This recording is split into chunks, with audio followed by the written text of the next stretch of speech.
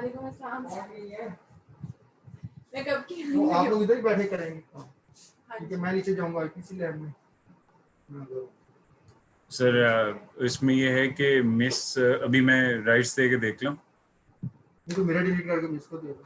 वो हो नहीं सकता ना, गलती होगी, देनी मिस को चाहिए थी, कितनी मिस को दे ही सकते दे ही नहीं सकते, सिर्फ फैकल्टी कर सकते। Sir please wait. अच्छा meeting host will let you so. इसको पहले ज्वाइन मैंने कर दिया ज्वाइन आपको। अच्छा इसमें इसको मैं ओपन कर रहा हूँ। नहीं वो मुझे परमिशन देनी पड़ेगी सबके लिए। अच्छा मिस रमेला भी आ गई। अब आरती शर्मा ये भी आ रहा है। लेकिन आ रहे होंगे लोग। मेरी बात सुनो, वो रूम ओपन करके सबको म्यूट रखो। मुझे कोई टेक्निकल सपोर्ट पे यानी नहीं अभी हम आपस में चेक कर रहे हैं ना, तो आरती शर्मा तो इंडियन है।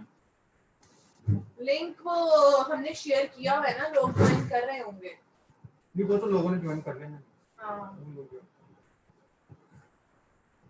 चलिए ठीक है, अभी मैं ना नीचे जाता हूं किसी जगह। ठीक है ठीक है, आपको विजिबिलिटी ठीक आ रही है? हां जी सर। मैं ऑडियो भी चेक कर रहा हूँ। ऑडियो आ रही है आपको? बस ठीक है। अच्छा YouTube भी चेक करें। YouTube कैसे ऑन YouTube? मैं आपको YouTube का लिंक भेज रहा हूँ, इधर ही ईमेल भेज देता हूँ। इसको बंद कर दो एक दफा। वो माइक करते हैं।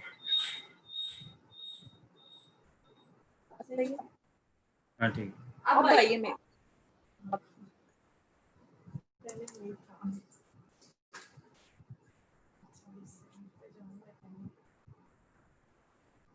आप रिमाइंडर भेजें पहले। जी जी पहले भी।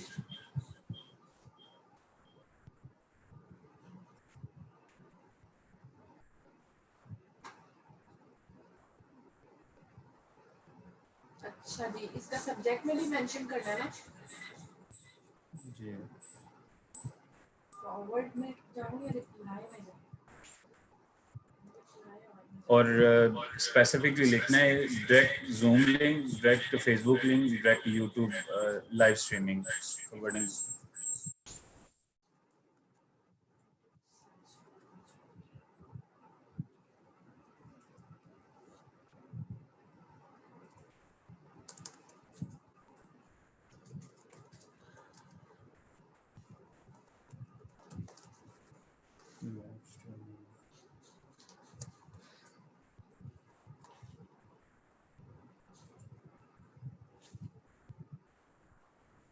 साल साहब के घर का नंबर कोई नहीं? नाइमा से पूछा?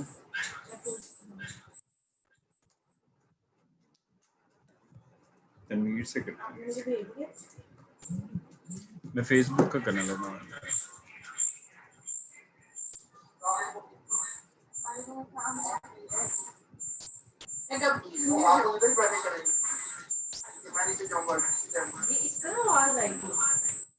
सर इसमें ये है कि मिस अभी मैं राइट्स दे के देख रहा हूँ। मोइन साहब आए थे ना, उस वक्त की जो रिकॉर्डिंग है ना वो नहीं सकता ना, यूट्यूब अब चला रहा है। दे ही नहीं सिर्फ फैकल्टी कर रहा है। मैंने कर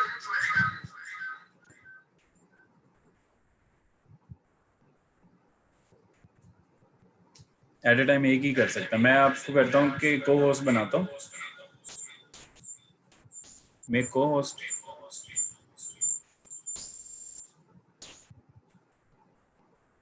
मैंने आपको को होस्ट बनाया। अब आप अपनी फेसबुक पे कर सकते हैं लाइव स्ट्रीमिंग करें। जरा आपको ऑप्शन आ रही है मोर में जाकर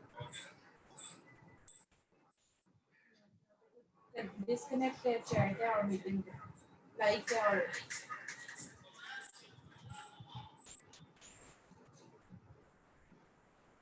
जी अस्सलाम वालेकुम मूसा।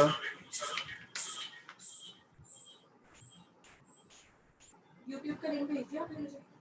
यूट्यूब चैट में भेज दिया।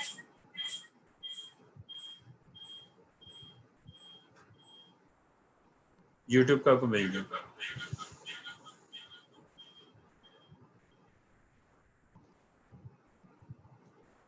ये एडमिट करना है या सी वेटिंग रूम?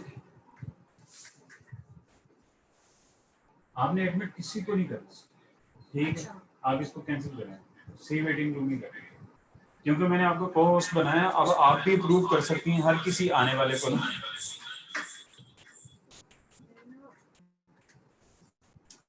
आपने मुझे भेज दिए। ये गैलेक्सी C9 प्रो पता नहीं कौन है, जिसको मुझे पता ना, मैं उनको प्रूव कर रहा हूँ। अच्छा ठीक है, मुझे लगा कि ये आपकी वजह से है। आपने मुझे लिंक भेज दिया। हाँ, ये आ गया।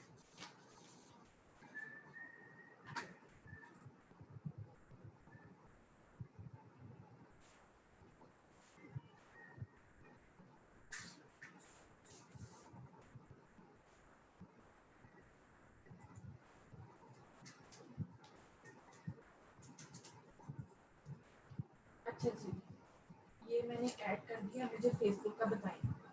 फेसबुक का नहीं, एट अ टाइम एक हो पाएगा। यूट्यूब होगा या फेसबुक होगा, मेरे दोनों ऑन है मगर एट अ टाइम एक होगा। अब क्या करें, यूट्यूब करें या फेसबुक करें? आप क्या सजेस्ट करते हैं? सर मैं करूं? मोइन साहब, सर एक एडवाइस दीजिएगा।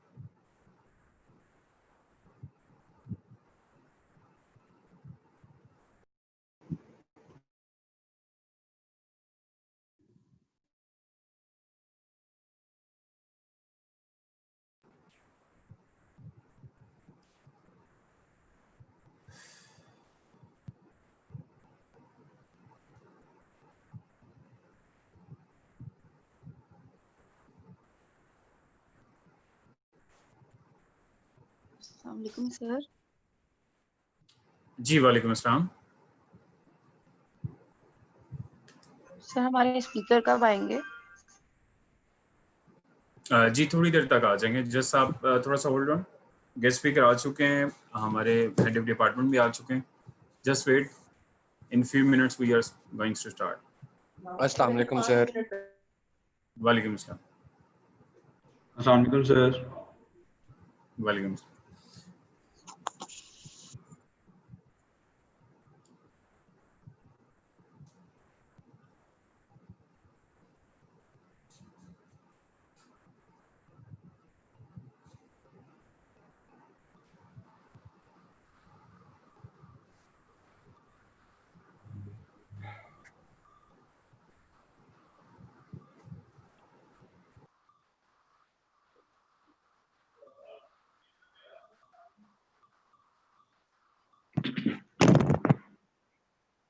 अस्सलाम वालेकुम।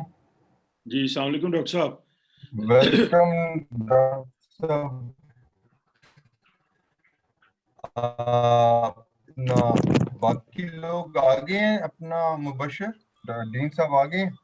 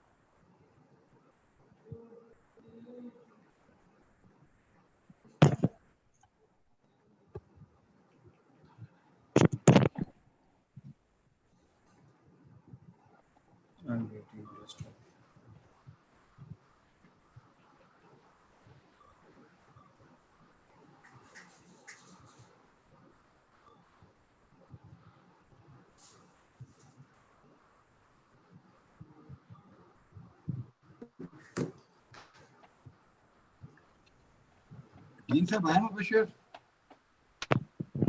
Sir just he is coming on the way. जी आ गए। आगे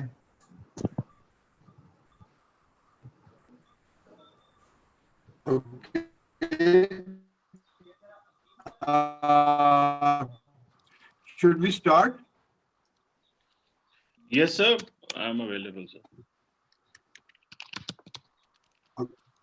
All right, welcome ji. Very warm welcome to everyone.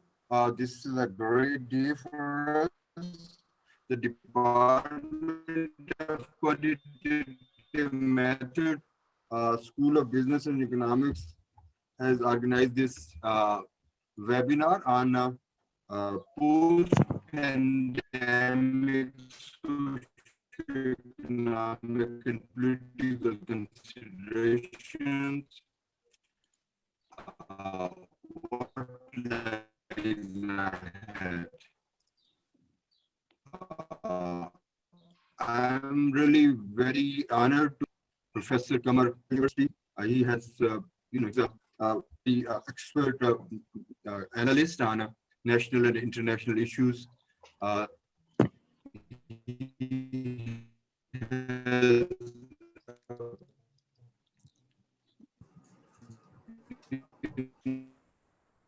extensively written on issues and foreign relations. Going to be our Dean Yazdani Saab.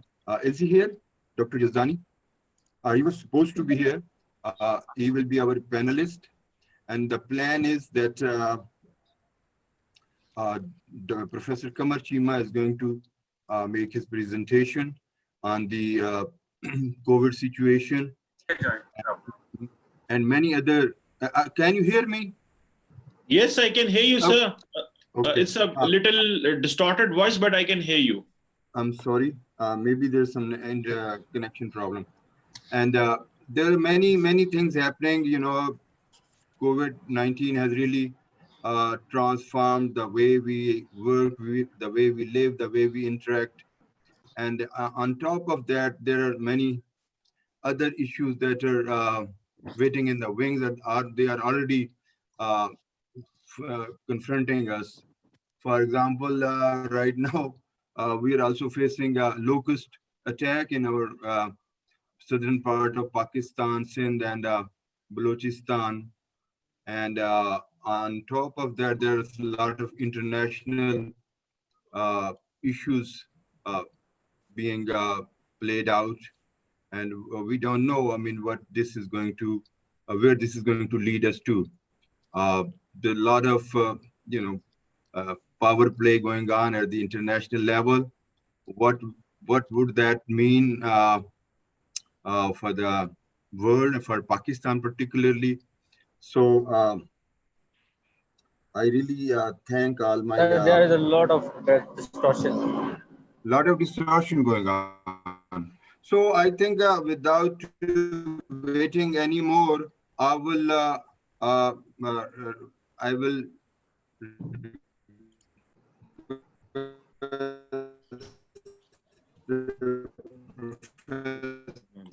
Kamarchima to make his presentation, and then please close your mic. Discussion, open the forum for questions. Professor, over to Professor Kamarchima Saab.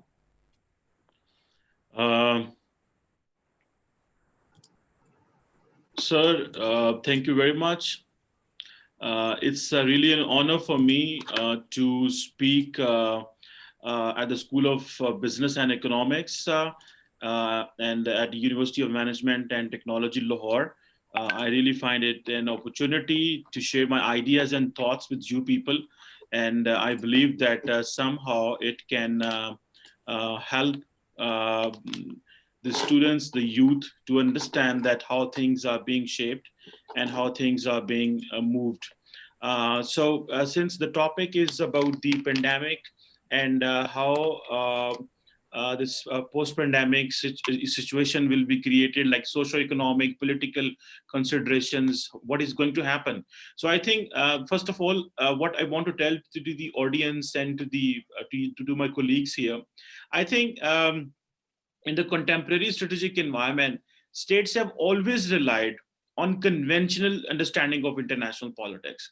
And by meaning of the conventional understanding of the international politics means that formulating alliances and having this concept of the common security, and then primarily the states used to go for the military power.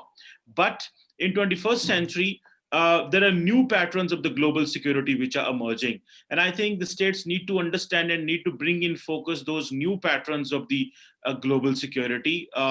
So traditional security is no more the hallmark of a state apparatus or the international apparatus. Now this is a non-traditional security, to whom we call ghair rawaiti security, agar hum usko kahenge. So I think the decision makers need to take decisions, and they need to have this entire procedure where they need to talk about that how this evolution of national security needs to be into the state apparatus. Unfortunately, the developing countries like Pakistan and many others like India, in South Asia, even in Latin America, in Africa, those we call the global members of the South, they have never realized that challenges like locust, water, environment, pandemic could be a crisis for humanity, because the state's entire job is to save humanity. So if the job is to save humanity, then they need to take measures with everywhere. So in Pakistan, for example, it was the first time that the National Security Committee and the Co-Commanders Conference viewed pandemic like COVID-19 as a national security threat. Before that, we never discussed this. So I think talking on this, I want to highlight that what could be the possible socio-economic and political consideration for this. I think as far as the societal consideration, okay, मैं link share कर रही हूँ. Should I continue?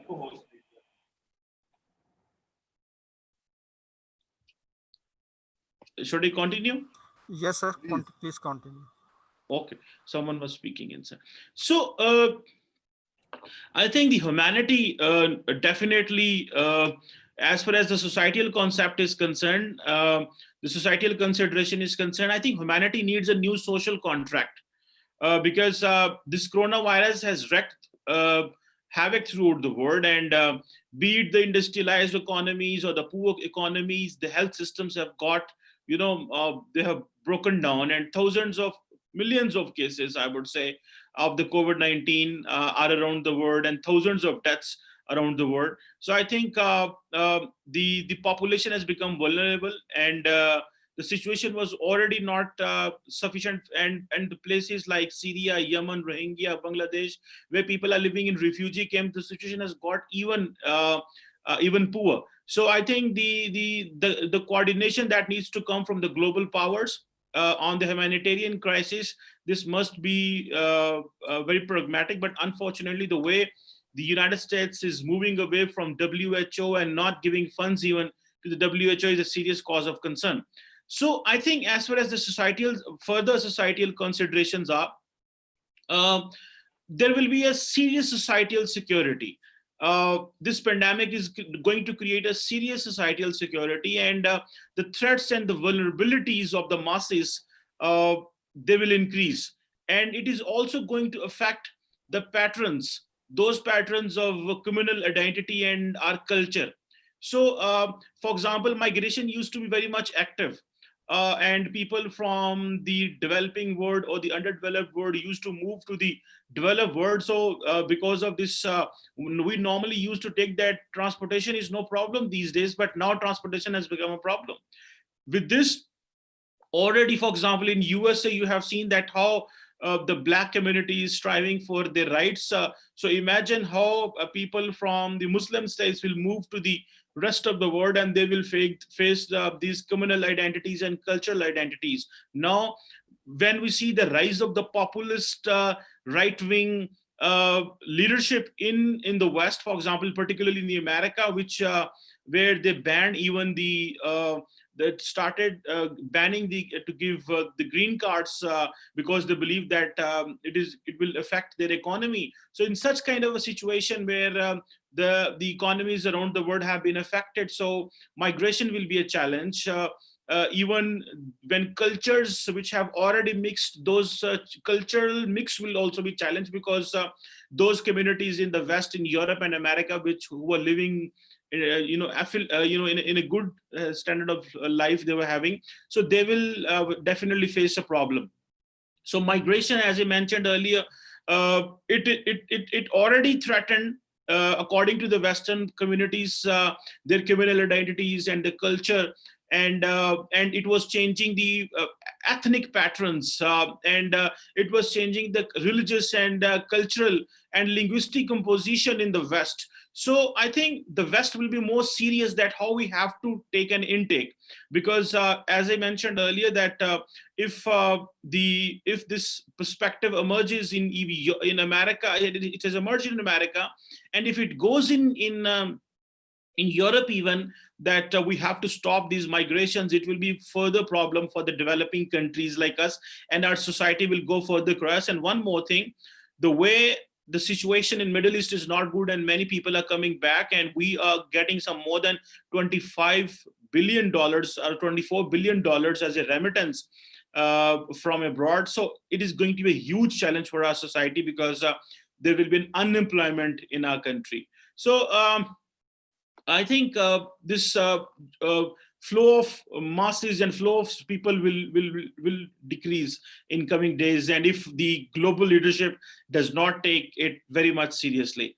I think what is important right now, or what needs to be done, is that for the special understanding for the labor needs to be in consideration. For example, the International Labour Organization, looking at different societies and economies, have predicted that the workers would lose $3.4 trillion in income in this year.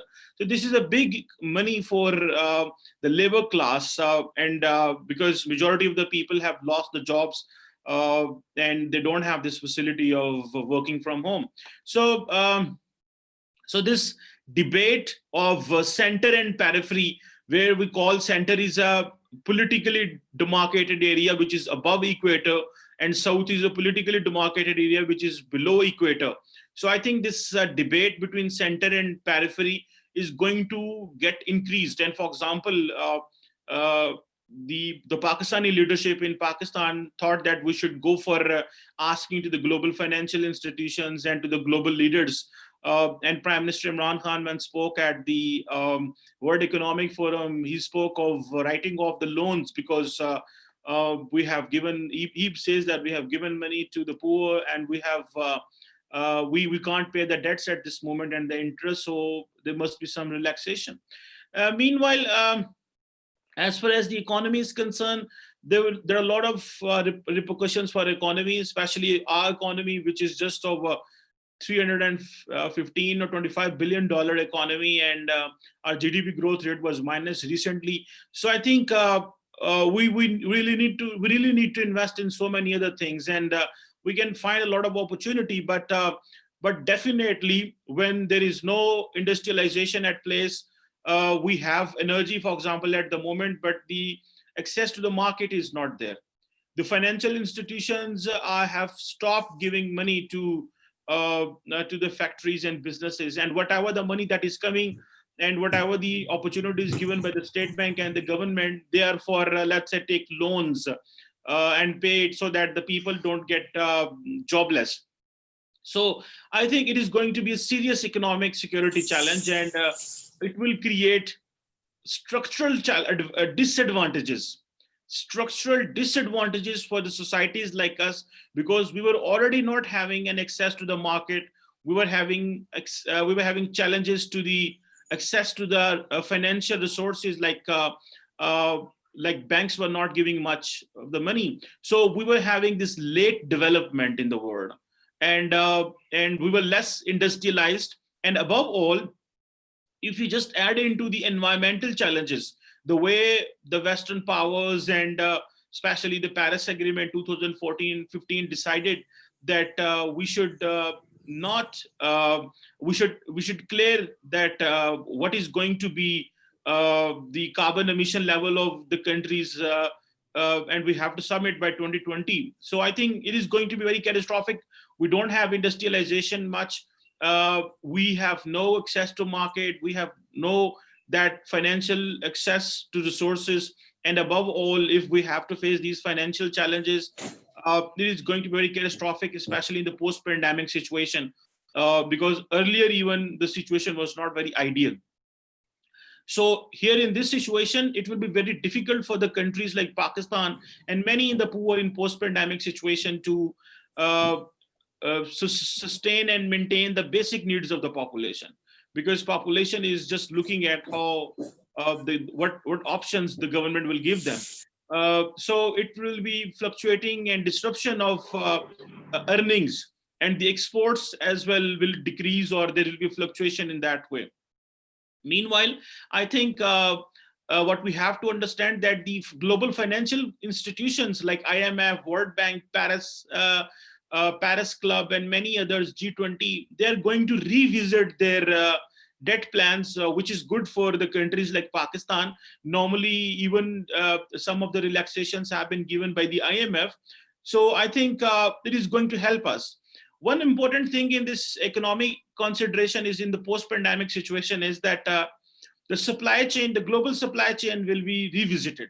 For example, the entire international community thought that China is a real place where we can have this supply chain. But I was in France for a conference this March before this pandemic was globally declared by the WHO, and the French authorities were very open and clear, explaining to the audience like us that the entire Europe has brought this coronavirus from China because we are dependent on the supply chain. So there must be independence, or there must be divergence in supply chain.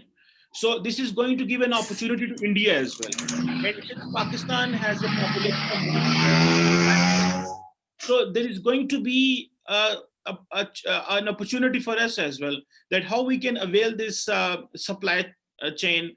Can we attract the global investors? Can we attract some FDI? Can we attract some international financial institutions to provide loans to those companies which want to come in Pakistan? How this environment will be created? Can we bring in some IT products in our country? Or how can we help the world in manufacturing? Earlier, before this China-Pakistan economic corridor, we were facing challenges of connectivity. Now we have the road infrastructure. We have almost the energy infrastructure, although which is not ideally sufficient, and the energy mix is not ideally good, but at the same time, it is something very, very much positive. So I think what matters at the moment is that the state is going to get opportunities at the same time. There are challenges, but there are opportunities for the states. Now, how states avail those opportunities, it is going to be very serious, and it depends on how we use our diplomatic toolbox, our political toolbox, and our influences, because everyone around the world is in crisis. So I think here is a challenge for the state. Next, coming to the point of this political consideration, I believe that there is going to be a global shift in politics to some extent. For example, many people believe that there is going to be the change in the global order. There is going to be change, balance of power. The power is moving. But I think there are two things which were already happening. The first one was, there was power transition. Power transition is where the power was moving from the West to the rest of the world. For example, economies like China, Brazil, India, South Africa, they were getting very, importance. And for example, India was getting very much importance. China was getting importance. So the power was no more dominant or in the hand of the already existing political stakeholders like United States or Europe. So power is slipping away from them. So it was, we call this a multilateral world order, where many countries are coming up with so many other things. So, but at the same time, the other thing is we call power diffusion. Now, power diffusion is that the power is moving from the state to the non-state actors. So power transition was like the power was moving from the state to the other states, and power diffusion is that the power is moving from state to non-state actors. That is something which has definitely challenged the sovereignty of the state and the acceptance of the state. For example, all these technological tools which we are using right now, they are being supported, funded, and has been constructed by the non-state actors, even if it is computer for Zoom or these technologies which we are using. So I think this is going to be very, very challenging times, that who controls what. So for example, if China believes that they can have their own Google, they can have their own Facebook, they can have their own WhatsApp, and they're not going to allow, and they believe that their markets are going to look into things which for example, India is coming Make in India products. So are the Indians going to have WhatsApp of their own? Because they are population of 135 billion, 1.4 billion. So I think that this is something which is going to be a challenge, and these political consideration, and especially one more point in this political consideration is that this ideational leadership of the West, particularly of the US, is moving away from the world. By ideational leadership, I mean that those shared values, those global values on which the international system was standing, for example, civil liberties, human rights, freedom of press, freedom of thought, freedom of expression. I think it is going to be catastrophic if this ideational leadership moves away.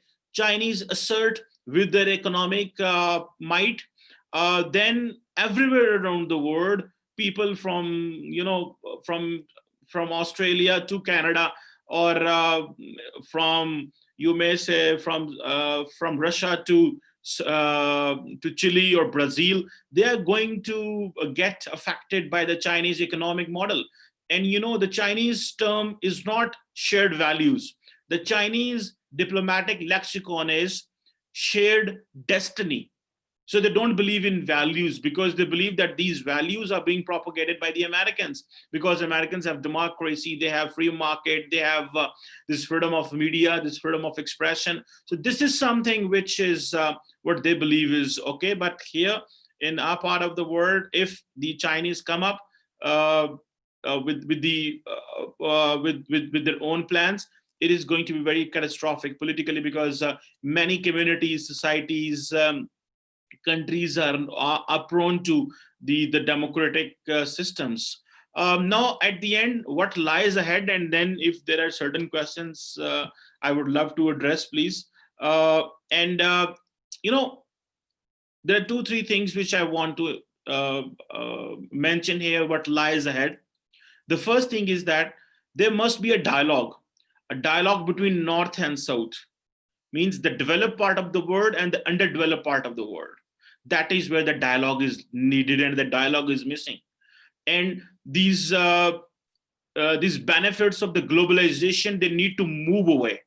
These benefits of the globalization need to go to the developing and the underdeveloped world. Otherwise, there will be a catastrophic situation in the post-pandemic situation. And then there must be a dialogue in the North and North. It means that even the way this transatlantic partnership, where America and the European allies are not happy with each other, and they face challenge of leadership at this moment.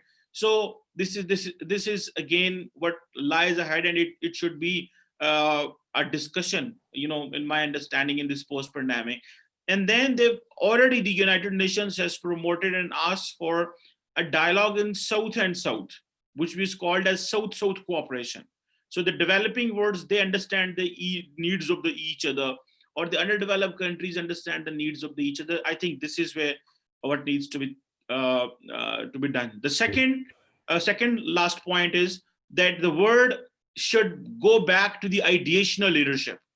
That we cannot live with the illiberal political models, illiberal economy. We cannot live with the illiberal attitudes or the illiberal democratic trends. That we have just been fine with the last 70-year practice of having democracy, and if something happens like again like illiberal, it is not going to be perfect. The last thing which I want to mention, that what lies ahead and what should be done, is there must be an investment in human security. That is where the states need to think, and they need to revise their entire social contract. The states themselves need to revise the social contract, that how can we invest in human in terms of their health, in terms of education, in terms of dealing with the pandemics. So as this is a part of the national security. So that's all from my side. If there is any question, if there is anything you have to ask, please.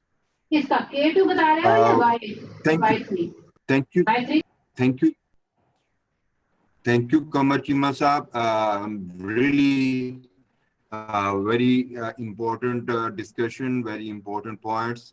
You have basically given us a broad theme as far as the consequences of this pandemic and related issues, particularly environment, is affecting the global world. And what I am just from your discussion, what I think you are referring to or pointing to is that one of the consequences is going to be the rather than globalization, the world is moving toward anti-globalization, and there will be less interaction and international relationship in terms of moving back and forth and having operation. People will be self-centered, looking inward.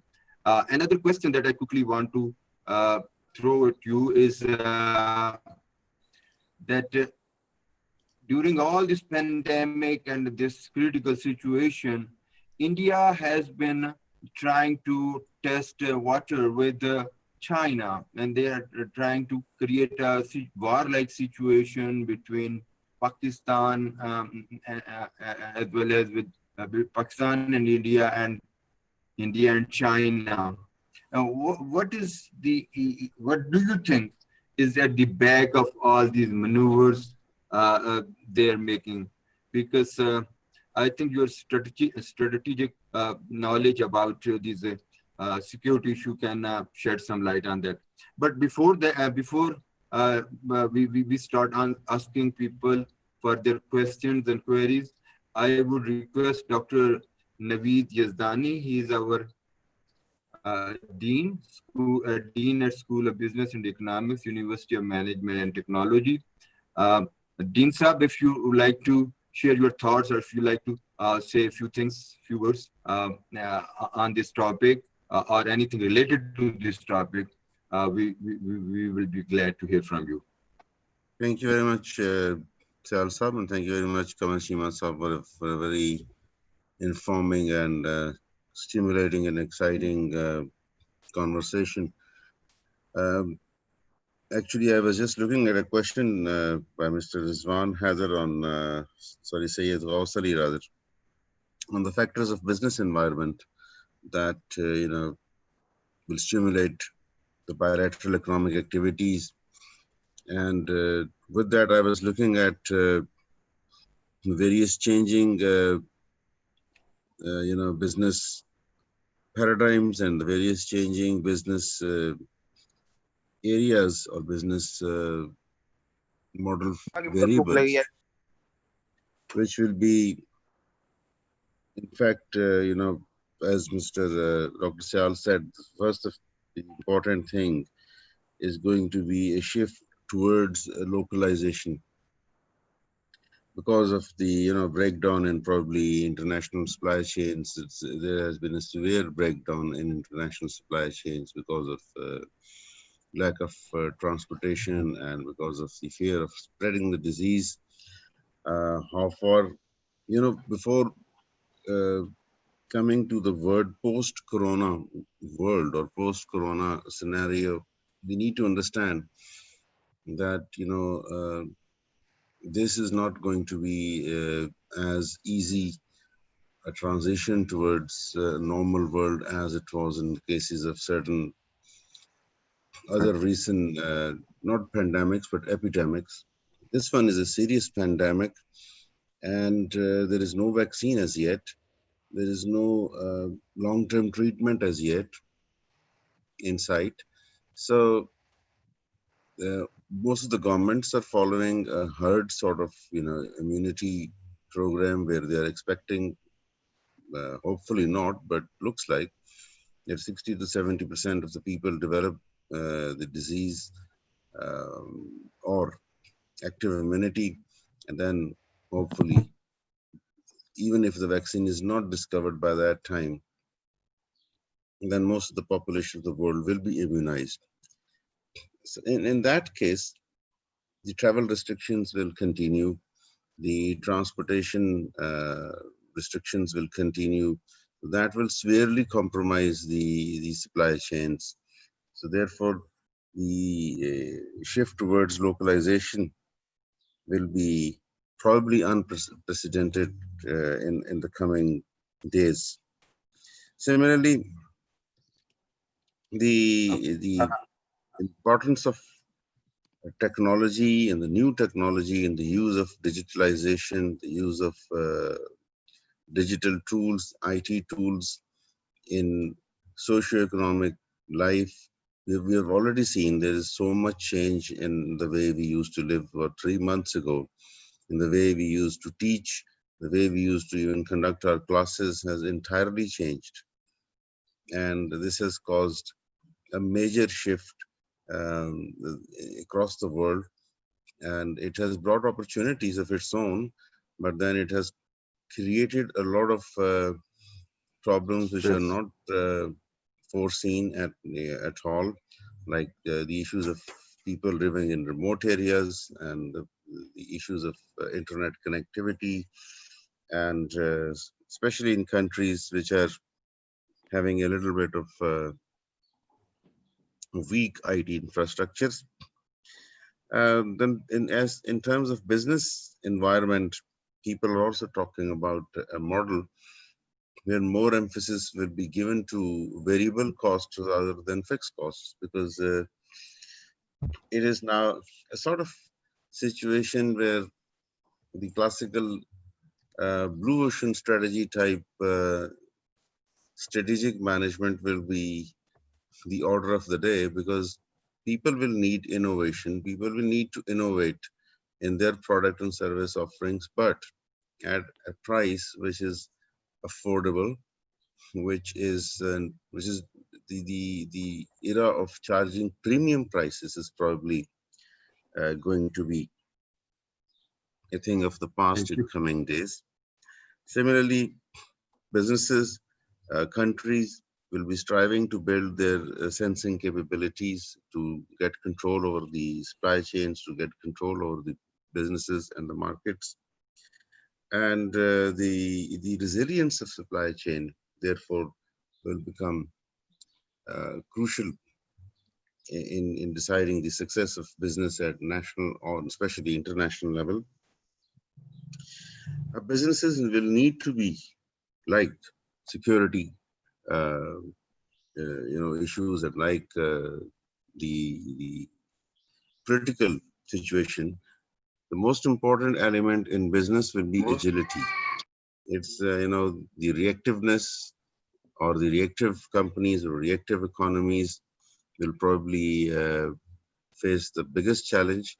And as I said, the ability to sense the environment, the ability to sense the upcoming changes and to innovate will become the most important. Therefore, not only in business, but also in politics, it is the agility.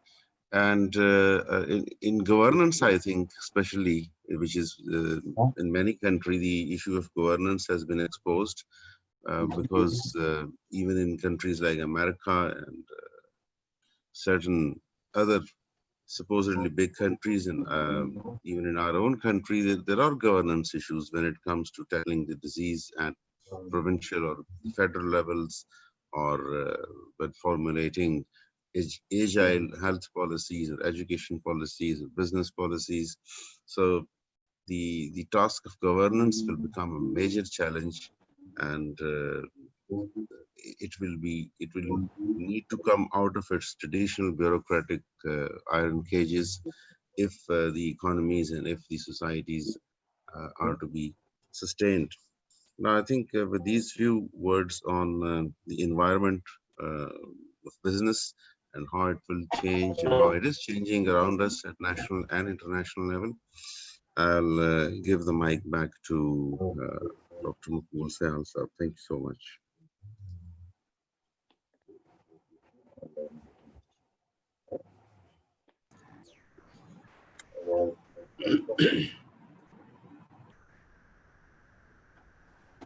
Thank you very much, Dr. Saab. That was very enlightening. And I think what you have really tried to really, your focus, your understanding of the consequences are so clear that I think the world is going to revert back to what we used to call tribalism, but of different nature. 21st century model of tribalism with the different types of gadgets and different types of technology, but interaction and physical relationing between societies is going to be badly hampered. But again, now I request anyone who wants to pose a question or ask has any feedback to our guest speaker, Kamar Chima Sab, please go ahead. Please raise your hands. जी ये आबिद अली तुर्क साहब question पूछना चाह रहे हैं। जी आबिद, आप unmuted हैं, आप क्वेश्चन पूछ सकते हैं। अस्सलाम वालेकुम। वालेकुम हेलो सलाम। अस्सलाम वालेकुम क्या मैं जी वालेकुम सलाम फरमाएं। Sir actually yes sir, thank you so much sir. Actually I have not any question. I have many ideas and also some questions regarding our country, because every time our countries people are many time the power of our countries are also going to be lost by also our people. Like in this pandemic that there is no facility to the people. Like if anyone want to distribute anything to the people, the poor people has not any facility of to participate in anything. And also when whatever the peoples are participating, they all are those who have the facilities of the internet, like everything in this Uh, time uh, when uh, everyone is thank, saying that like as our thank country. you, thank you. I got your point. I got your point. So what I think Abid is referring to is digital haves and digital have-nots. It's a yes. There's a financial poverty. There's a health poverty. There's education poverty, and then there's another form of poverty that is called digital haves and digital have-nots. So yes, this is a serious issue. People who don't have these gadgets and they are not familiar, they're not educated, they will be left out. Again, it will create a lot of inequality in terms of, in all aspects, health, financial, physical, all kinds of. So this will become a cause of creating more inequality. Thank you. Dr. Chima Saab, please share your thoughts on this question. And my question that why India is trying to create a war-like situation in this part of the world, with China as well as with Pakistan and in Ladakh area. Chima Saab. Ji sir, thank you very much, Sial Saab, for your kind. You are wonderfully moderating this entire session, and thank you very much, Honorable Dean Saab, Rizvani Saab.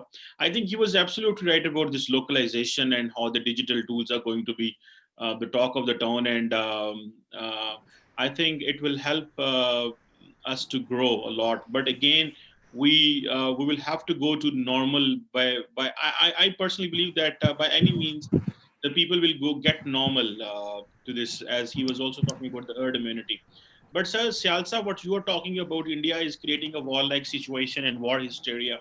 I think why India is doing, we need to understand the genesis or the basis of this, that why it is there. First of all, whatever the political developments are going on in India, Pakistan, and Kashmir, the BJP, which is the right-wing Hindu nationalist government, they believe that what we are doing in Kashmir is a part of our political manifesto. The manifesto we have written, the manifesto which got us elected to the power. So we changed the constitutional and political nature of Kashmir, and that we have to do. One thing. Second, I think the Indian government understands this, that this anti-Pakistan sentiments are easy to sell to. So remember, the Modi came in power in 2014 calling that I'm going to fix the economy, but in 2019 he spoke of having what we call it security as a next election symbol for him. So at the same time, I think if you just go into what happened in Ladakh, where and what is the problem with China and India, they are having a border of 3,500 kilometers with both countries, and some more than 5,000 troops of China have entered into the line of actual control on inside the Indian line of actual control, but the Indian military has not fired at them. And remember, after 1962, there has not been a fire exchange between the Chinese and Indians on the border. And at the same time, India is dependent on the Chinese supply chain. For example, if there is a $100 billion bilateral trade, and there is an $85 billion imports by India, and then there are $15 billion exports by India. So the entire business community or the businesses in India, they are being run by the supply chain of China. So I think there is a cooperation and there is a confrontation. The both things are going on between India and China. And the Indians are trying to downplay this situation that there is a problem between India and China.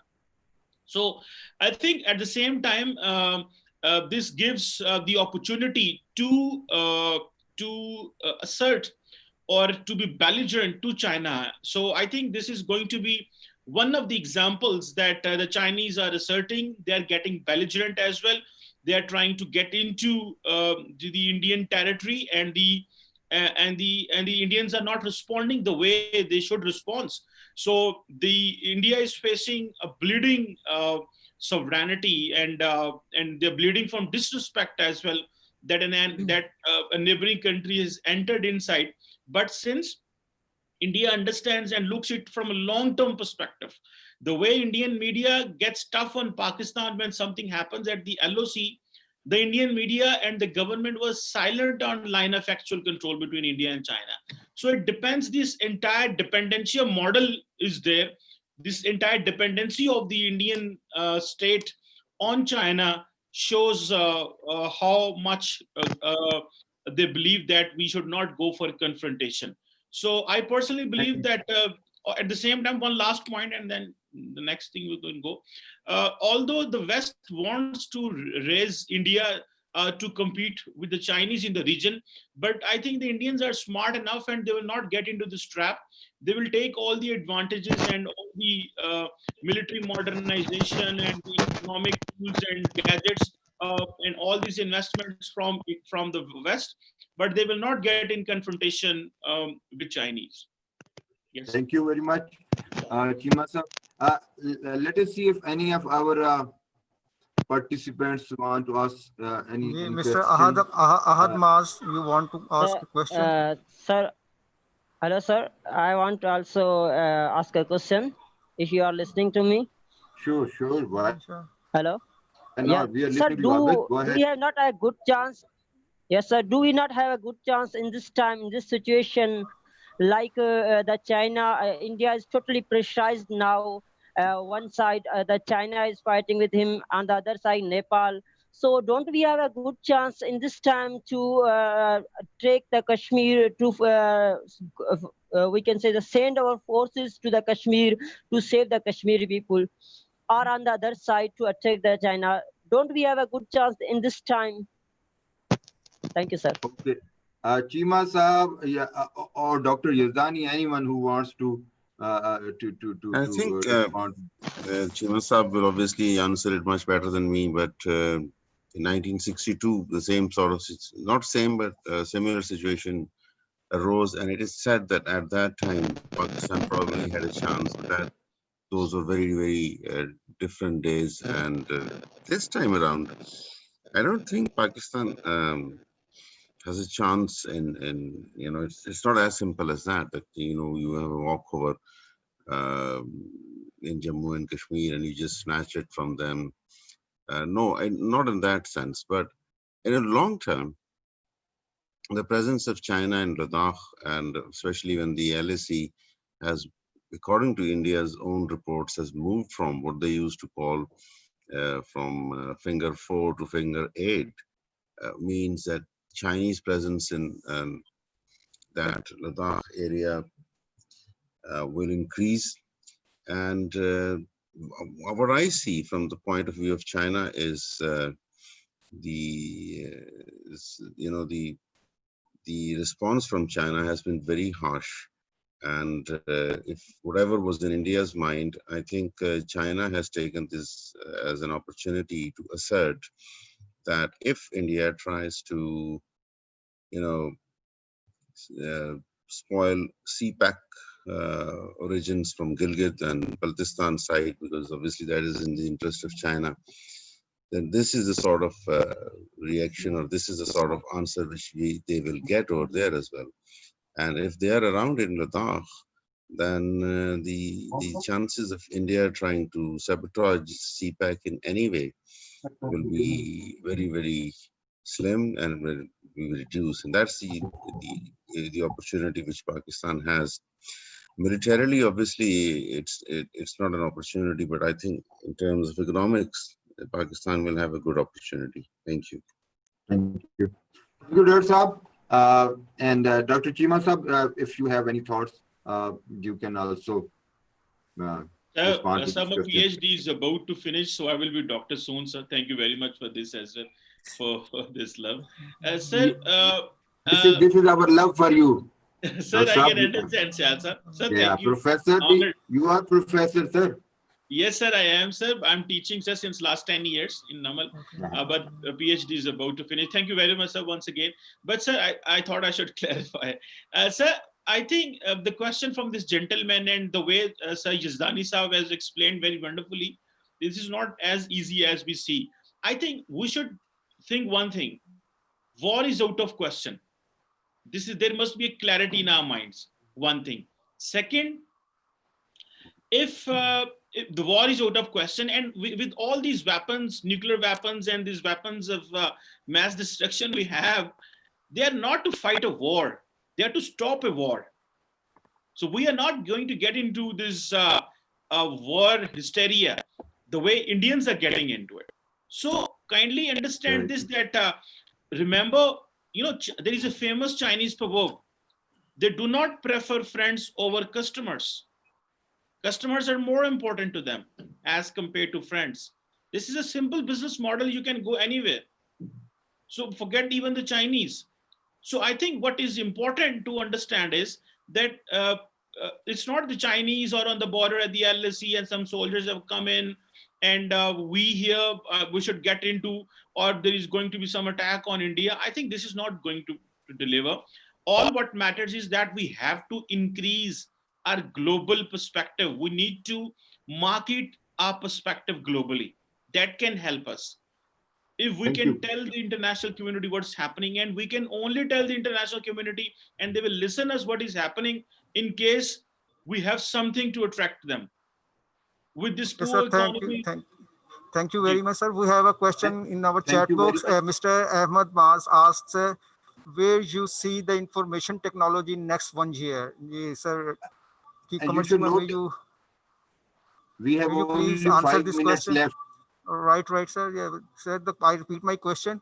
One of our participants, Ahad Maz, he asked, where you see the information technology in the next 1 year?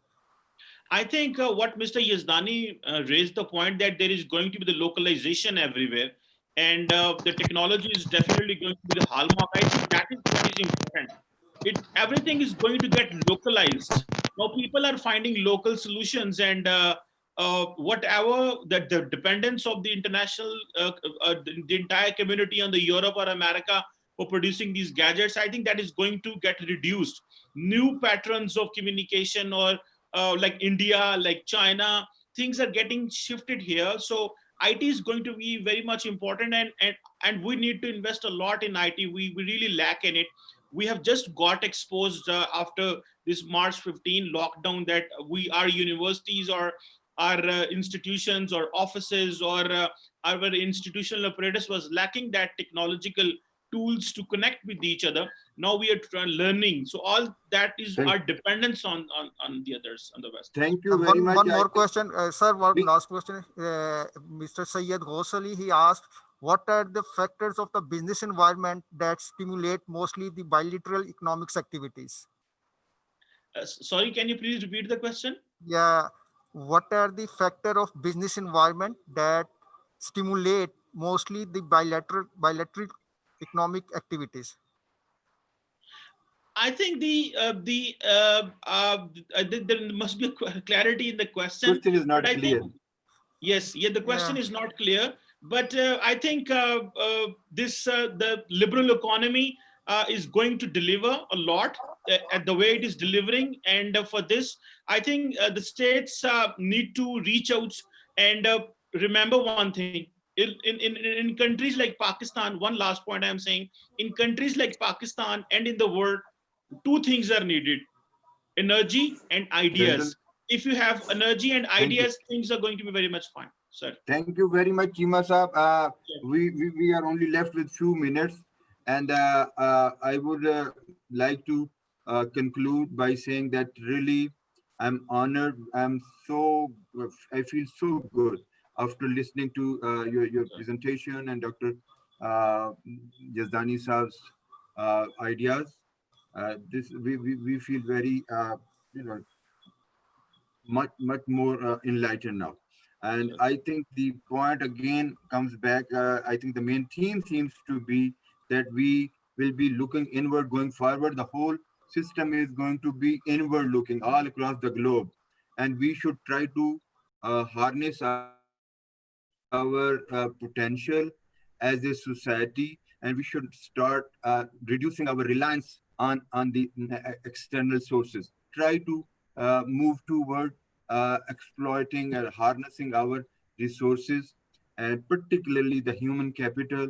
This country has a huge potential in terms of harnessing the youngsters, young population. We have a huge young population, so education and health should be priority going forward. And of course, environment is the major thing that we should also keep in mind. So this was really an excellent forum, and I really thank all the organizers of this webinar, particularly Ms. Romila Kamar, who was always on the forefront and trying to make it possible, and Mubashir Munir Saab. And finally, I really thank from the core of my heart, Dr. Chima, again for being here and presenting his ideas, and Dr. Yazdani Saab taking his precious time to be here with us this morning.